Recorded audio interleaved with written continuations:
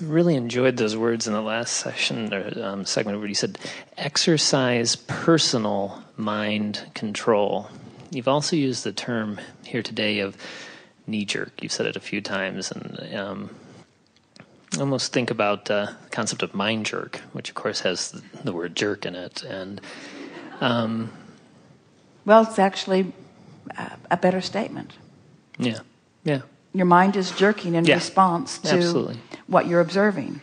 And you could give yourself a less jerky ride if you would get better shock absorbers.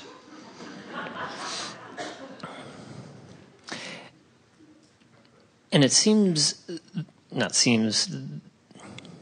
this body of information has been this wonderful focus on the emotional aspect of truth. Because everything's vibration and your emotion is your meter. And then just in that statement, personal, which I kind of associate with physical, everyone's in their own body, their spirit. Perspective, personal perspective, same word to us. Yep, me too. My point of view. Yeah. My point of view. Mind, which we've been doing a heck of a lot of fun deconstruction of that for quite a number of years, getting the mind out of the way, because it's a bit of a jerk for a lot of us. And not getting it out of the way, guiding it. Yeah. Because thought is the reason for the vibration, and emotion is the response to the vibration. So we don't want mind to get out of the way.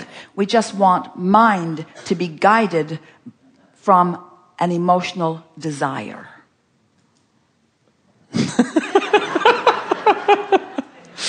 Perfectly stated.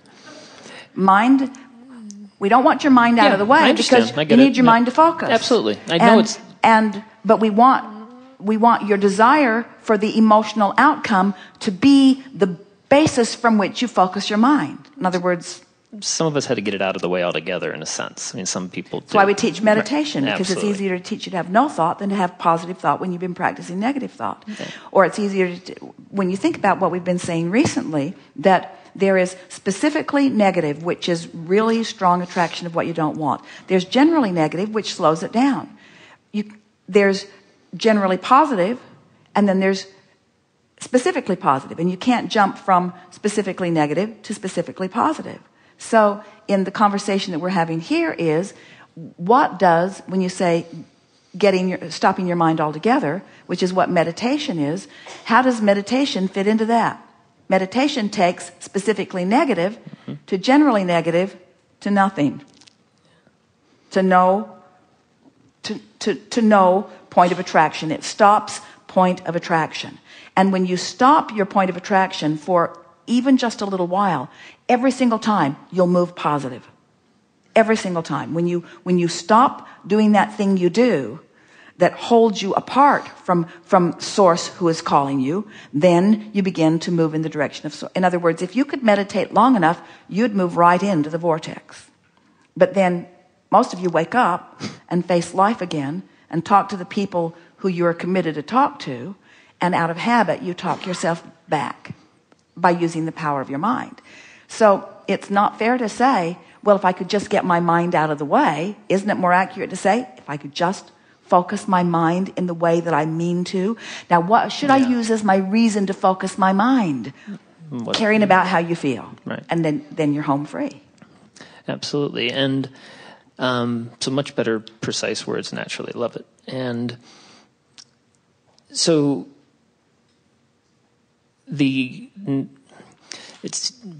talk about relative truths, because there's an emotional truth. There's a mind truth, which we've been deconstructing. Wait. Did you say wait?